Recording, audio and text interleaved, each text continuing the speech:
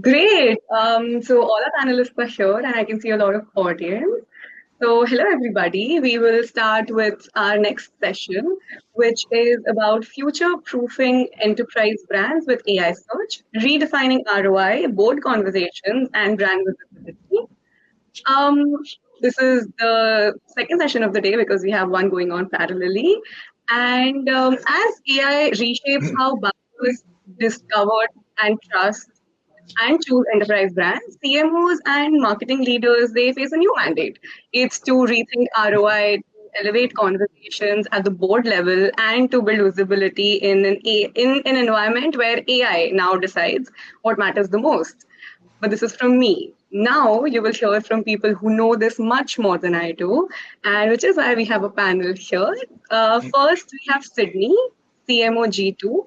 At G2, the world's largest software marketplace, she's driving global brand growth, enterprise demand, and customer trust at scale. She has also been a part of some pretty big brands like Adobe and Salesforce. So that's Sydney.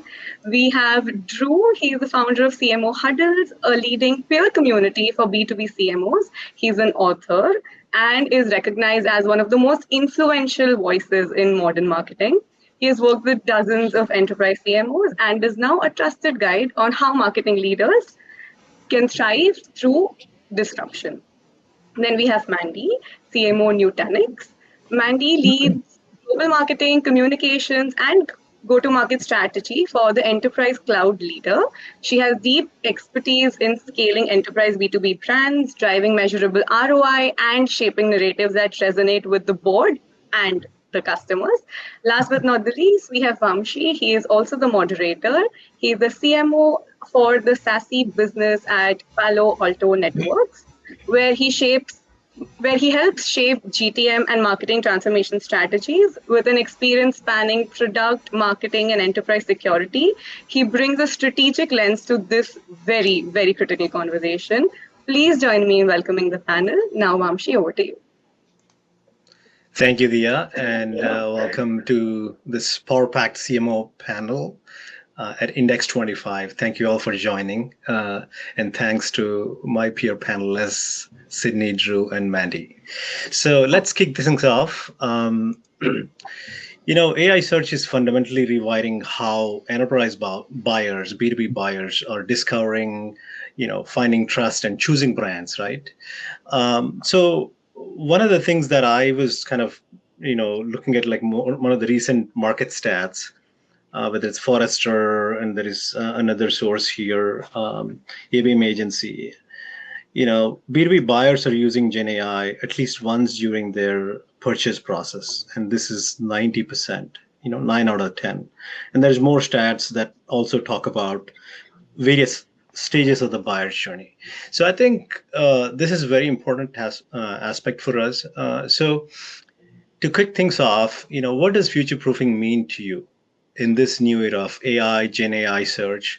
Where do you see the enterprise brands are most unprepared today? So maybe we can start off, go around the panel, maybe get your thoughts.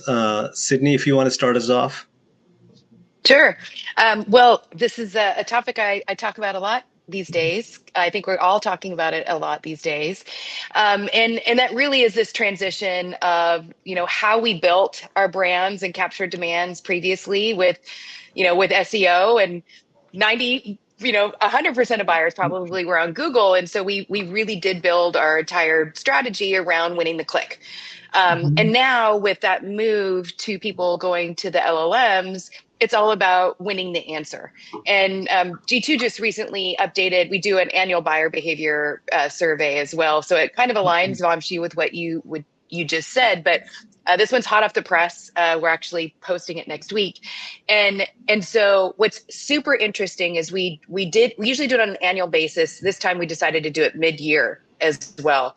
So back in April, 29% of respondents said that they started their journey on LLMs, and that is up to 50% in 4 months.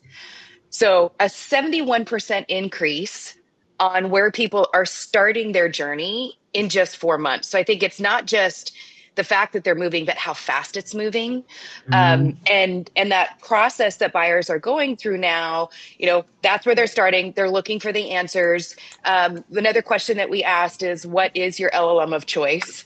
And over 3x, ChatGPT is 3x higher than any other platform. The second place is Microsoft Copilot, and the third is Gemini. So applications that are built within. So as you're starting to think about like your future proofing strategy, number one is you absolutely have to figure out how to show up in the LLMs and then understand what those different nuances are. Thankfully, LLMs love user-generated content.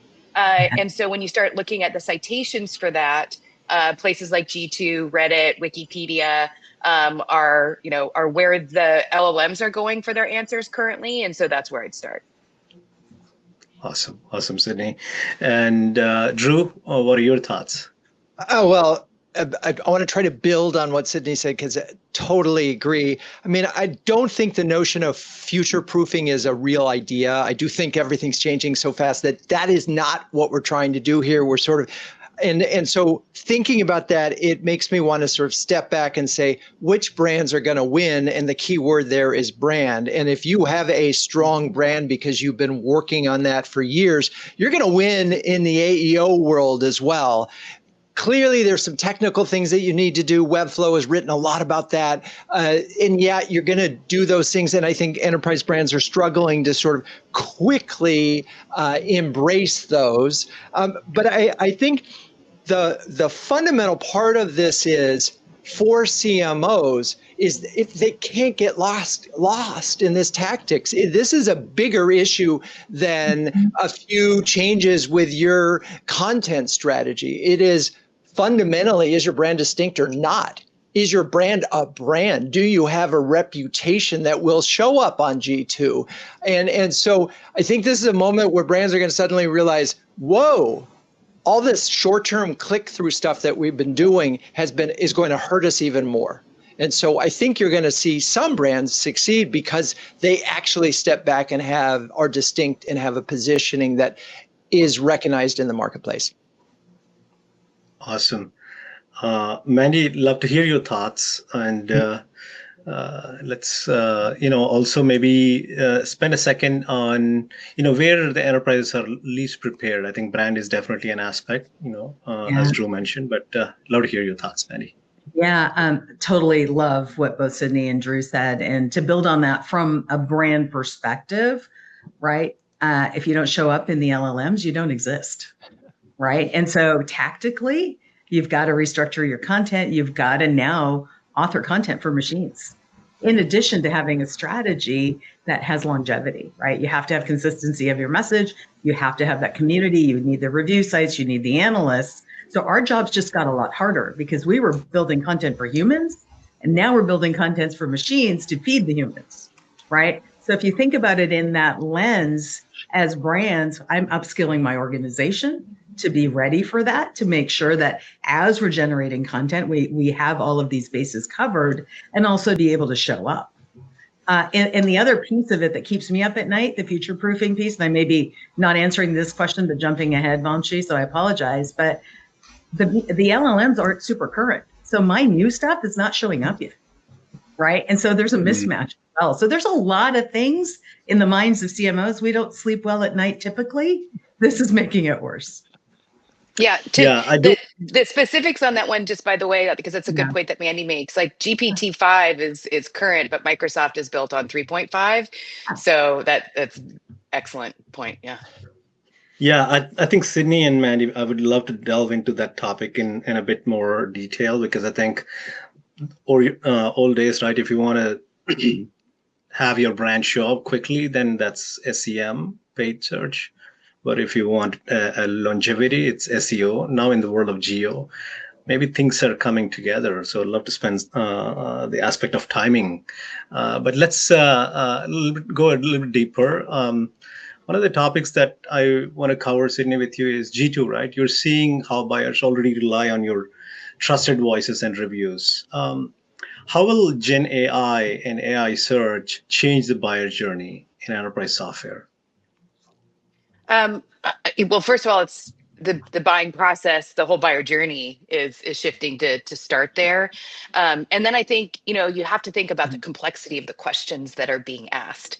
Where before we were optimizing for, keywords, now we have to optimize for really deep questions. Like people who are, we're learning how to prompt better. So it's not just what is the best software for my infrastructure technology. The questions could be, I currently use this product. I'm not happy with these 3 features. I'm looking for something to replace this and these 2 other platforms.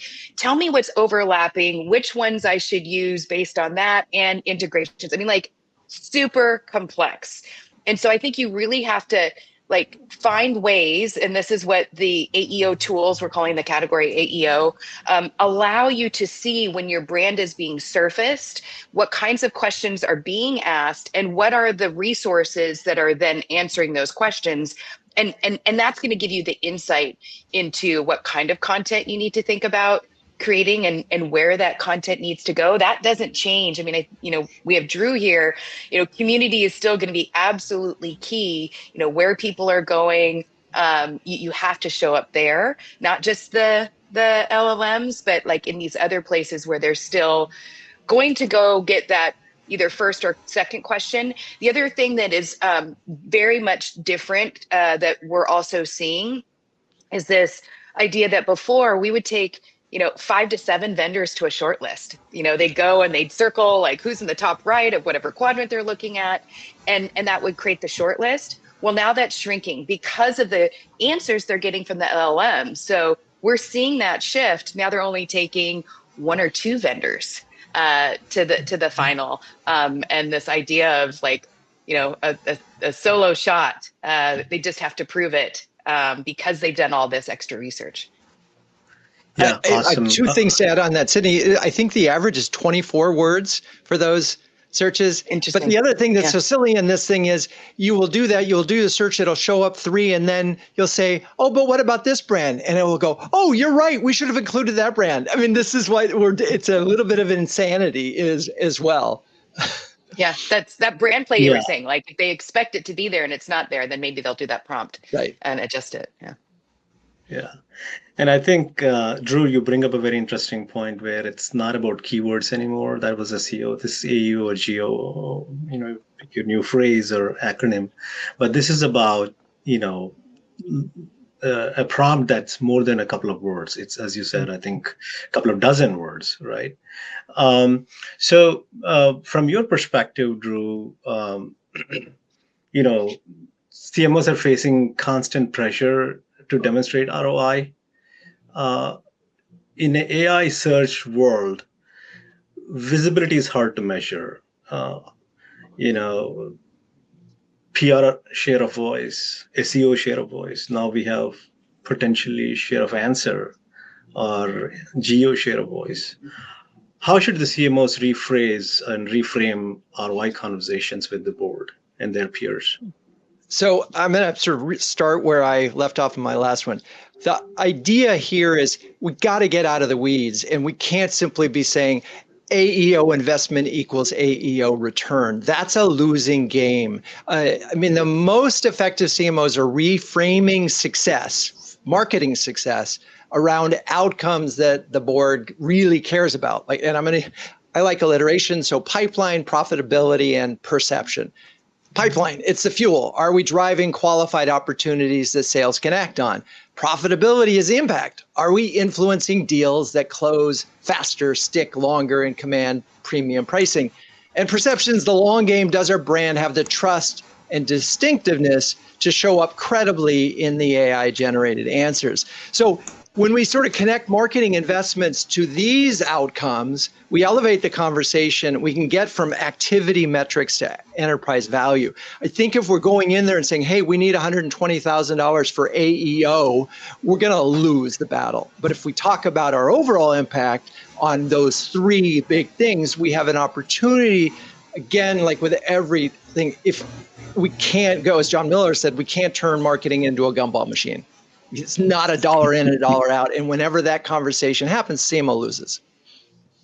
Yeah, and more so when AEO is associated to brand, and brand is not about immediate. It's a long-term investment, and for the B2Bs and the organizations.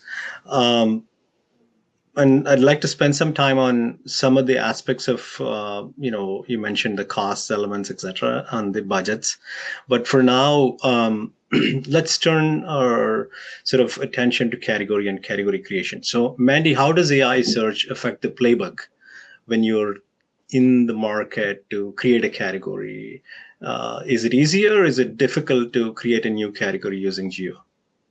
Well, it's always difficult to create a new category. And I don't think that GEO is really impacting that because your fundamentals have to be there.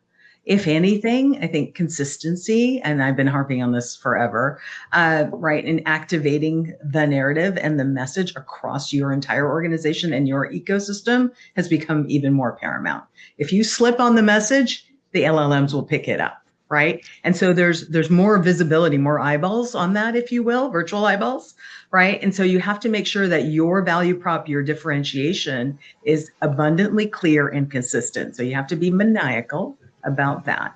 The activation of it in the search world, I think the organic content, like we spewed out, like let's be real here. We spewed out a lot of stuff in the name of SEO just to get the appropriate language in. So the answers that were coming back were really foggy.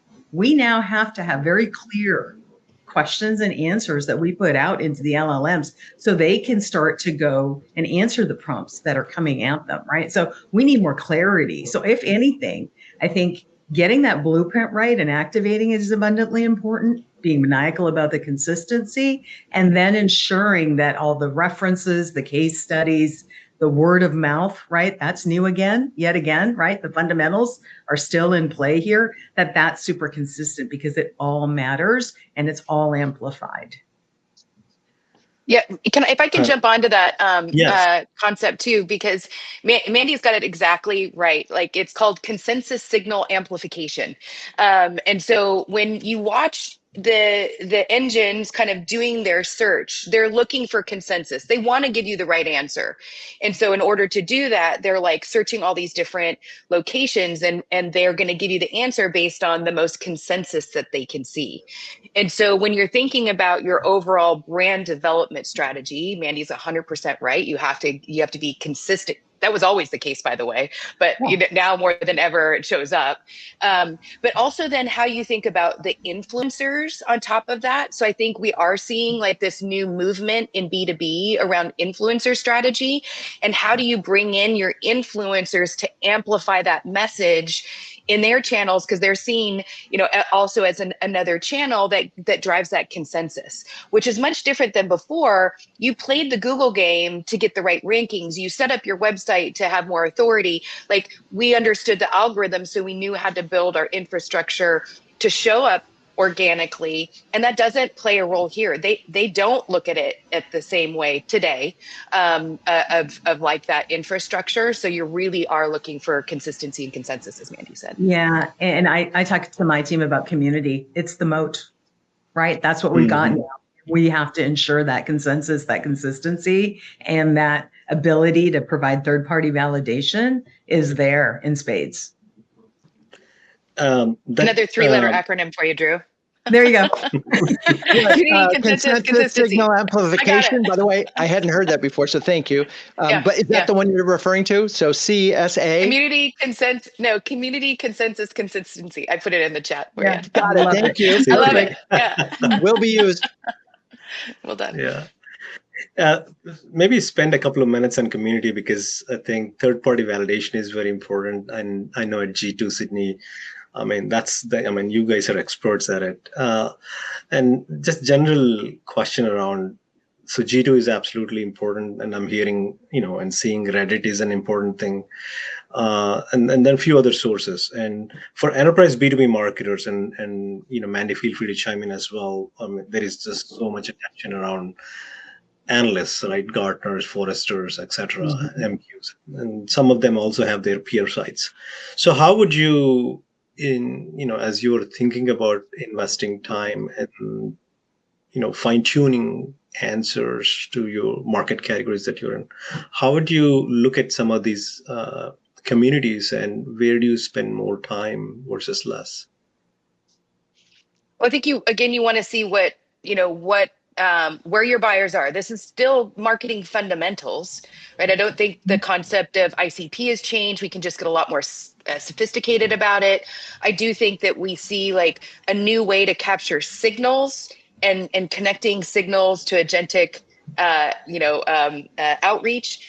So there's some changes as it relates to like the speed at which we need to like orchestrate our responses. I don't think if you haven't, you have to move away from this concept of like nurturing something. Like there's just no time anymore, right? Like if somebody needs something, they're searching, they're active in a buying cycle. And so whoever gets there first is going to have the best chance of winning, plus whoever is establishing that leadership.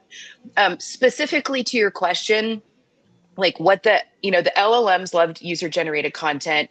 Reddit was one of the first to like structure some deals with OpenAI and Google, and the concept there, and so it's important as people are thinking about their strategies is they tokenize their content. So and the LLMs love user generated content. They are looking for the question that matches the question that's then answered by humans, and they like Reddit too because Reddit is monitored in the same way that G2 is. And so that investing in that and understanding how you're showing up there is important. I've heard a lot of people say, oh, I need to have a Reddit strategy now. It's actually tactically the one level below. You need to know the conversation that is happening on Reddit and how do you then get the right answers for that. And so, that's what currently, I see a lot of people doing to get started. And Drew's going to take it back up a level. No, I'm sure. I want to have a question. I have a question for you, Sydney, because you mentioned, and I hadn't really thought about the nurture stream, but if there isn't a nurture stream, does that mean deal cycles are getting shorter? I'm not seeing that. So there's still long deal cycles and long 12 months. So why wouldn't you need a nurture stream? I just want to clarify that because that would be interesting. Yeah. Because as people are shifting, right? Like we're not the top of the funnel concept of like, hey, somebody is on a keyword on an internet site somewhere, and that is a signal, and they're not yet ready to buy. And so I need to put them in a marketing automation nurture until they're ready. Yeah. I just don't think that's the reality of the current infrastructure. I think that people are now like, in their research, when they're clicking through onto the second party sites like review sites or coming to your site, they are much more qualified. So I'm hearing that consistently is like, yeah, I have less traffic to my website, but it's way higher quality that's converting faster. So I just think that whole top of the funnel concept that then needs to be worked is radically shifting. And when people are engaging with you, they're much further into the buying and research process than before. Doesn't mean it still doesn't take time to get like the deal done in the deal cycle, but I'm talking top of funnel. Yeah. Right. But and I've heard all that. Yes, you're getting the conversion rates are higher and you are getting, so in theory, you're getting on the list faster as a result of it. But I'm not hearing deals are closing faster. And so there is that big gap. So there's either got to be sales enablement or something that happens between I got to your website. Yep. You're who you say you are. I believe G2's reviews. I'm going to put you on the list. So anyway, that's, I think, an interesting conundrum for us to solve. Something for us to look at, right? From NQA to deal close, timing, what role does the sales team now continue to play? What proof needs to be done? And Mandy probably has this, given her enterprise offerings. So one quick thing that I want to mention, I want to hear Mandy's thoughts as well. So Drew, you mentioned sales cycle velocity, and I think this is so new, geo, right, and the influence on the sales cycle. I remember reading in the last few days from an organization called Profound. I believe Profound, that's what they're called. And they are talking about a couple of case studies, and there is a 25%. This is one particular client of them, so enterprise B2B company, 25% improvement in sales cycle velocity. So I think there is sort of snippets of success here and there, but I don't think it's a overarching. Mandy, your thoughts on the topic, and I also have a specific question for you. I'm just dying to jump in on this one. I think what this means for us, our functional silos go away. right? The handoff from sales to marketing, gone, right? Think about what's happening in that buyer journey. It is truly going to be seamless now as a result of the AI era, right? And so all the stuff that Sydney talked about, spot on. We're starting to see it. We're building for it. So our MarTech stacks have to change. We've brought in a technology called OneMind. It's an AI superhuman, right? I'm not handing to sales. I've got a 24/7 agent on my storefront that's handling all the queries, scheduling appointments. The goal here is to accelerate sales productivity, right? We're in early days of it, but the tools are out there. So I know the topic here is GEO, but I think an agentic AI framework for marketing is the broader North Star here in terms of how we think of how, from the moment a customer interacts or knows about your brand, how do you get them through a journey that's seamless, right? And so 100%, that's 100%. in the back of our brains that we should be thinking about. Bigger question, bigger challenge, but that's the end result here that we're all working towards. So And I think, Mandy, in that world, so we could change ROI to return on intent. Good. And if we do that, maybe. Okay. Good. Yeah, that's a good. I like Yeah. that concept. My little talk track here. It accidentally came out of my mouth when I was doing an event in San Francisco, and I'm like, "There's two things that matter: weed and speed." And all the San Francisco people got it. But it's like, how do you weed out the people that are not yet ready to buy and accelerate the process of getting the right buyers into the interactions with sales? And I think that is now our job as the marketing team, is to really, like, how do we do our best job of ensuring we're converting the right buyers that are currently in market. And so Drew, you nailed it. It's like, you have to act on intent signals. And I think we have more access to being able to capture those signals now. And like Mandy said, use agentic to like engage them as fast as possible. So yeah. They're not waiting. The new future. Yeah. Yeah. The buyer's not waiting around for somebody to pick up a phone call. 100%. So is it fair to say then,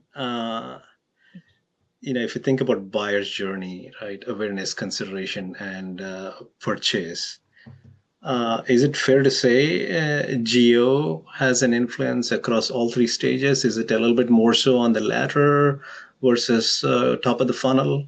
What are your thoughts?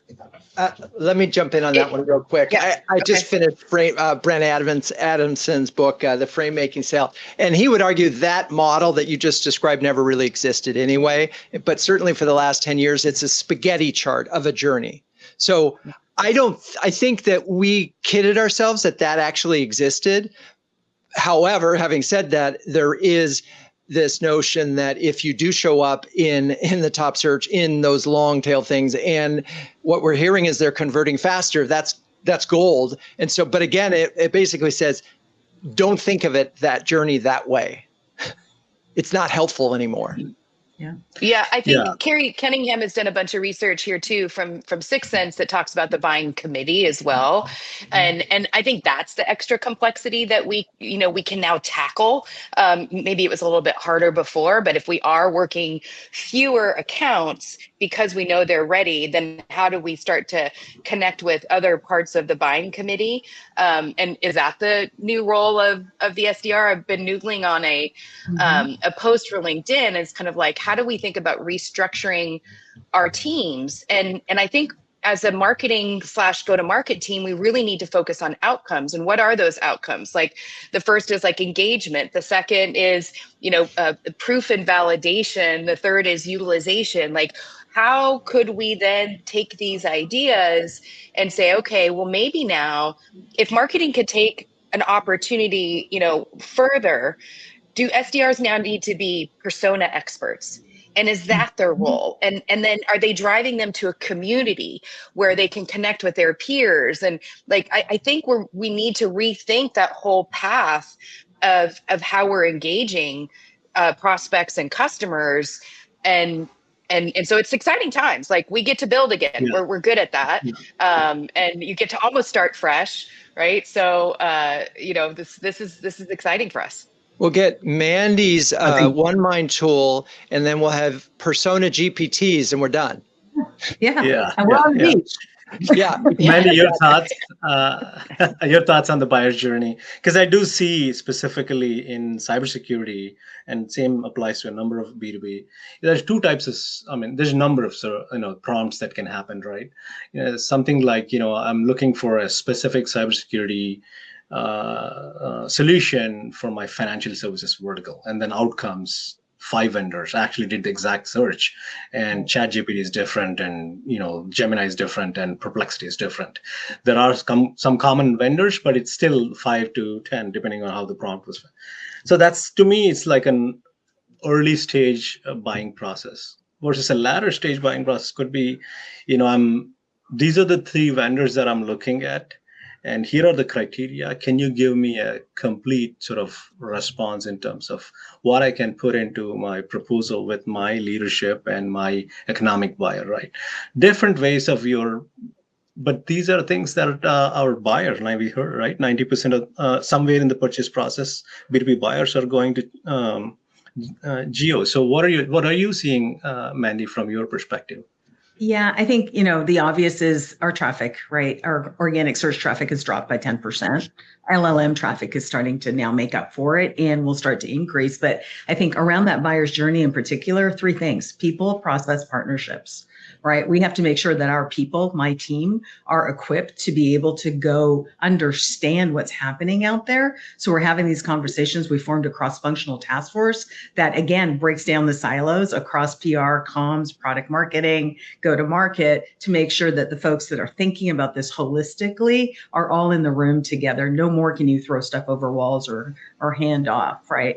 The process, making sure that you're auditing what's coming in and making sure that your source of truth pages are up to date and crisp, right? So they are prompt ready, and that's critically important. So you have to really think differently about that. And then the partnerships, the backlink partners, you still have to go play there because it's still valid, right? But then the review sites, the analysts, we've already talked about, the media, the organic content, the customer stories, all of that, it comes into play. That's part of the strategy in order to show up and win in this era of GEO.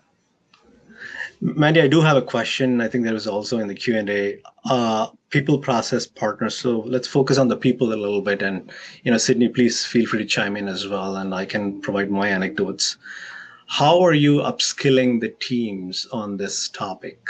Because for us, we need to believe and then use the tools and the partners to get there, right? Yeah. So, I want to hear from you. Yeah. Couple of different ways. I've brought in some fractional folks that are experts to help lead us because they're working with all sorts of B2B brands. And most CMOs I talk to are somewhere in a similar journey. And also there's natural thought leaders within our orgs that have already done the experimentation. And so how do you prop them up to be the opinion leaders with the organization, to A, show them it's not going to take away their jobs, and B, this is how you make yourself more efficient. So we're really trying to grow organically. I have a commitment to our leadership team and the board that the marketing org will be AI enabled by Gen 1. And so we're making sure, we've got a workshop happening today with my product and solutions marketing organization. They're building digital twins. Yes, that was 6 months ago, but we're finally getting them there. And they're starting to get their hands on AI. So I fully expect the creativity of what marketers are really good at to really shine through. I can't dictate what they need to do with it. They're going to have to build it themselves. And so we've unleashed them with the permission of our CIO, right? Because we have to make sure that our technologies are secure and compliant. But at the same time, we're really enabling the marketing organization to go build in a way that's fun and friendly for them. And the last thing I'll say is I've asked each of my leaders, we just entered our new fiscal, I need agents on their org chart. So I'm now running a team with humans and machines already. And Awesome. So we're embracing it, we're running with it. It's, we're learning as we go. Yeah, we're going to make some mistakes, but it's bringing us together as a team. And the energy and the excitement in the rooms that I'm in with these conversations, it's awesome. That's awesome. Sydney, your thoughts on so upskilling? I'll build on that, because everything that Mandy said, same thing. So we hired an external trainers to get everybody comfortable with our tools and how to prompt and build their own gems or chats, and so just getting up to like where 95% of the team says they use it every day, right? Just getting them comfortable with it and then tackling specific workflows. I think the thing that's really interesting, and we have our AI agent builder report coming out next week, right before Dreamforce. So I'll publish it on my LinkedIn for folks to download. But there's kind of three things that are happening right now. As you think about like, the new way that we're building things, the platforms are introducing their own agents. Then there's AI builder platforms, and then on top of that, you have the LLM platforms. And so right now, I see it being a mix. There's lots of experimentation going on. Let's try that all and see. But at some point, and I'm hoping for my team, it's next year. It's like, all right, now we need to pick, right? Like, where are we going to standardize across the go-to-market team? So ourselves, sales, and customer success on what path we're taking. Are we going to go all in on Salesforce and use Agentforce? Are we going to look at, and we're testing some of the agent builders. N8N is one that comes up very frequently, or then how do we continue to use the gems and chats that we built and like get it organized? Right now, I think it's a little bit on the controlled chaos side. But my need to organize is kind of kicking in. So it's like, how do we do that? So we know the best practice and use case is actually being implemented consistently. That's very good to hear, Sydney. And I think it reminds me of a concept that Anirudh from Pepper Content delved into in some of the discussions that I had. Was this notion of forward deployed engineer, forward deployed marketer, 10x marketer, right? I think when Mandy and you said that you're bringing in experts into the team from outside and and also creating a culture of innovation within the marketing team. That's great to hear. Drew, are you, as you speak with CMOs, yourself being one, are you hearing any interesting thoughts, ideas of driving AI adoption, geo adoption within the organization, upskilling? Yeah, so it's interesting. Some are have individuals on their team who rose up and are sort of serving because they had an engineer who's now a marketer who's serving as like an AI ops person. I think those folks are finding they're getting success faster because they're creating workflow tools, and others are sort of still contemplating, do I need an AI ops person? The answer is yes. And so they're struggling because they're hoping that someone will sort of step up and be able to connect these things. Because it's not just a question of using the GPT. As Sydney said, there's a lot of things that if you really want to take advantage, you've got to, you might need some code, you might need some integration, and you understand APIs. I mean, we're trying to build a simple workflow from a bunch of conversations. And it's not easy. Like, you need someone who knows how to do some of this stuff. We know that the savings will be huge. So, what we're making sure that everybody's doing is they're monitoring and what are their workflows? What are the time sucks? Because one of the things that we have to be careful here is that we are actually focused on problems, not tools. What are the big problems that we want to solve? And then what role could AI play? And it's tricky because we all started with content. Oh, we can do it faster. That's a thing, but that wasn't the goal. We want better content that's more effective at doing certain things. And so I think AI last year was about execution, and hopefully as we move into 26, we'll have a overall strategy that will say, this is a vision for the company, this is the brand and differentiation, and here's how AI can help us get there. Because I think the notion of just efficiency in all these tools is going to lead to a lot of great tactics that aren't going to make a big difference. I'll give you one example. That's really interesting. And our community is really struggling with Reddit, as are most CMOs. They have a few employees, like maybe they have some programmers who are actually in it. So they're trying to get in there, and they're kind of clueless. And if you get 20 employees in there, how much time is going to end up giving them a return? And nobody knows that yet, right? You could put 30 people on Reddit and they could spend 10 hours. And is that a good use of their time? And then there's this other thing that's come up, which is Wikipedia. And there's tremendous fear around that because you could write your own story and then someone could revise it. So I think part of what I'm sort of getting to is these anxieties that CMOs are facing here could create some, not taking action. That's not what I'm recommending. That's not what you, Sydney, and Mandy are doing. But you need to start to get some pilots that are really well designed that show that the actions that you're taking are going to yield the results that you're looking for. Because just to implement this stuff is problematic. Agreed. And I think those pilot projects and snapshots of success was absolutely important to drive results. And this is September, October 1st today. Budget and budget reviews and etc. are happening. That's on top of mind for most CMOs. And let's also talk about return on investment. So how do you measure geo? And then on the front end of it, how do you set aside? Do you set aside people or program budget on geo? Want to get your thoughts. I'm going to jump in for a second, Vamshi, to highlight something that kind of struck me between the eyes. AI ad placements are coming in mid-26, right? Mm-hmm. And so budgets there, right? Versus budgets on all the other things we need to do, right? How are we thinking about that? And will that fundamentally shift this game yet again? So that would be budgets probably balancing between paid search and paid, geo. Yeah, right. And so you think about all that we're grappling with and the measurement of it all. I think Drew's point earlier around you can't look at it line by line, right? You have to look at total marketing contribution to revenue, I think is the way to look at it. And if it accelerates the sales cycle, that's a win as well. So if you're enabling productivity, you've got to go look at those big outcomes at the board. And frankly, the leadership teams care about. I'm not having a GEO conversation with any of my peers beyond the fact that, hey, we're on it and we got it and we're not going to be left behind, right? That's the extent of the conversation. If they want to go deeper, happy to go do that. But really that's how we think about the measurement. So, our envelopes haven't expanded as far as OpEx. And now we're having to fine tune and rebalance yet again to make sure that we can go produce what's required of us and frankly, our responsibility for the business.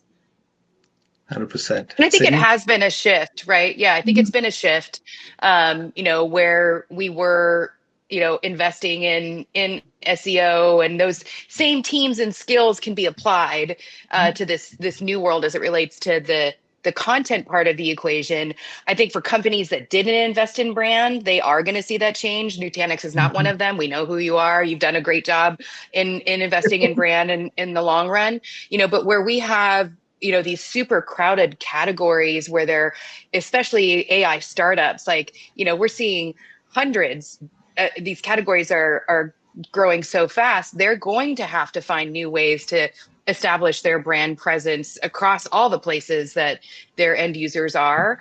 And so that'll be really interesting. I think Lovable is a great example of a company that's done incredibly well in, establishing their brand and kind of running that dominance. And they were, they hired brand experts and, were working on PR plans and getting their CEO on the cover of Forbes. Like, that didn't just happen by circumstance. And so, I think, that strong push for brand is going to have to be bigger for those that don't yet have it established, because you just can't buy leads anymore off PPC. It just isn't, it's not going to work. Yeah, thank you, Zinni, for bringing up Lovable. First of all, brilliant brand name, and it's Carrie Lou, and who is a hyper growth person. Carrie Lou. Yeah, Carrie Lou. Yeah, I mean, she's amazing. But I have a question for both of you, which I think I know the answer from our community. But so what you're saying is AEO dollars are coming out of the budget that you have. You're not going to CFO and said, oh, we need another $100,000 a year for AEO. You're moving things around to pay for that. Is that a fair?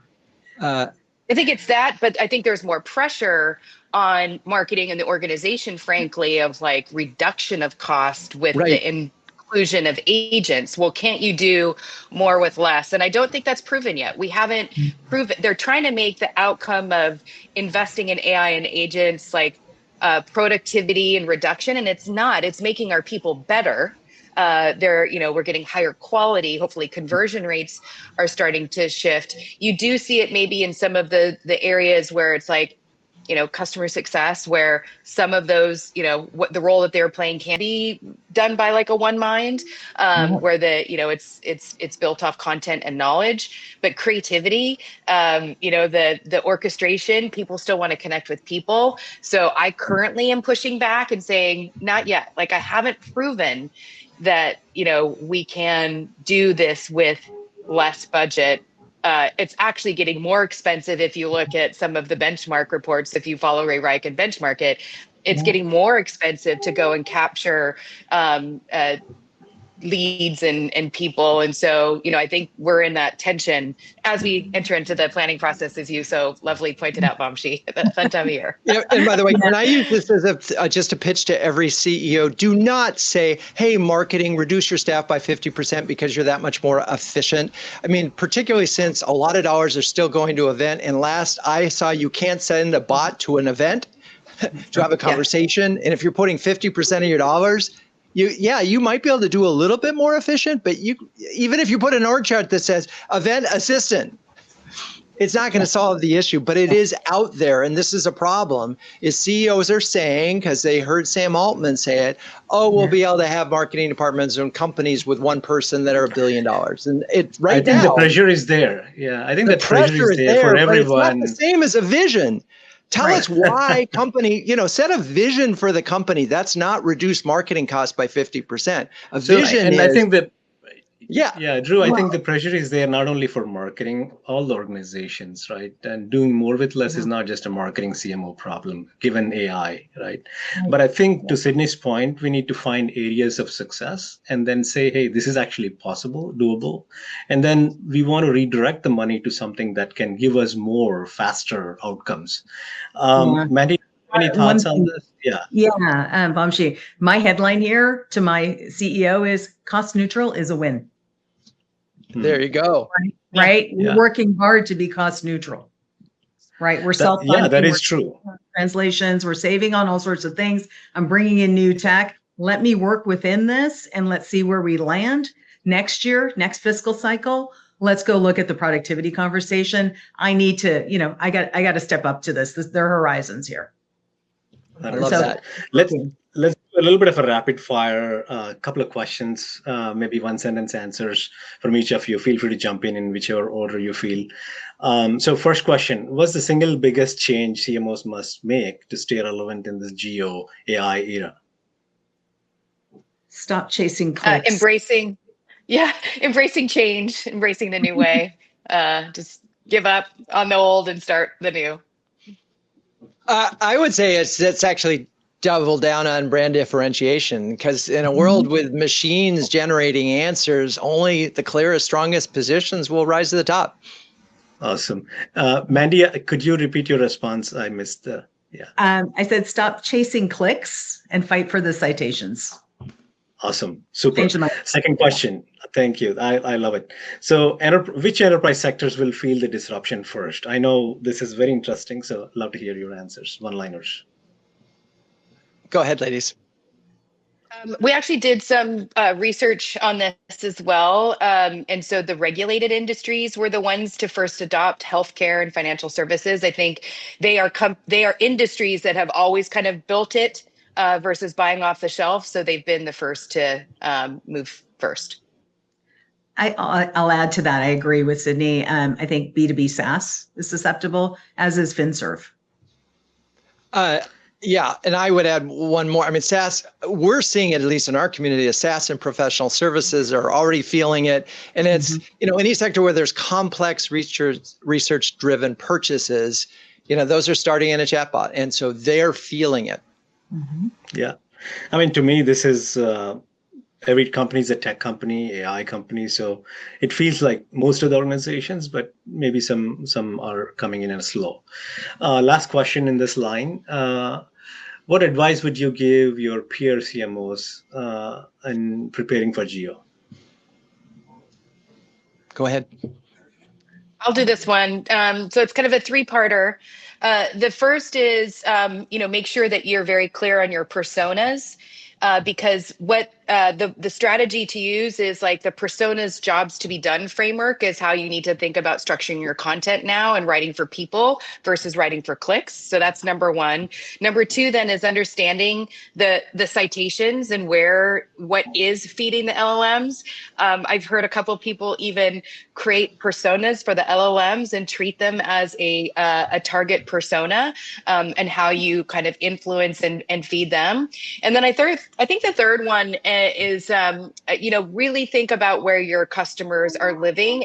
You influence them. So if that's LinkedIn or other communities, like you physically have to be there. That's the human part of influence that I see an increased investment in. Mandy? Go ahead, Yes, Mandy. all that. And you've got to own your narrative. You can't let others make it up for you. Don't let the LLMs make it up, right? Be very deliberate.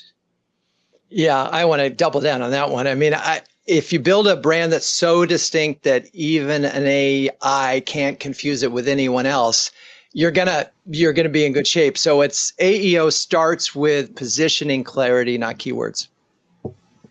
Great. And I'll add one more to this is, I think also identify the engines that are important to your business and your customer base, right? So there's so many: Perplexity, Claude, Gemini, ChatGPT, etc. But maybe hone in on 2 or 3 and focus a lot of your efforts on those that matter. In closing, I do have a question. So looking ahead, right? This is about looking ahead as well, discussion. So we meet again in 2027. Let's say in the next 12 to 24 month time frame. Things are changing so fast. How will you describe the impact of geo and AI search on enterprise brands? And what would have surprised you the most? I'll start. I've had this ever since this thing came out. I've been thinking about the website. Beautiful websites don't matter anymore, right? They're effectively directories, and we personalize a journey through. And I think next year, we're having this conversation today, kind of shift left of conversion. Conversion will be happening on the websites. I think we'll be talking about revenue generation on websites. Love it. Interesting. I'm not sure I'm there with you on the websites won't matter. I still think, it's overestimated. I remember years ago, PCs had taken over, but one company was still selling 2 million typewriters a year.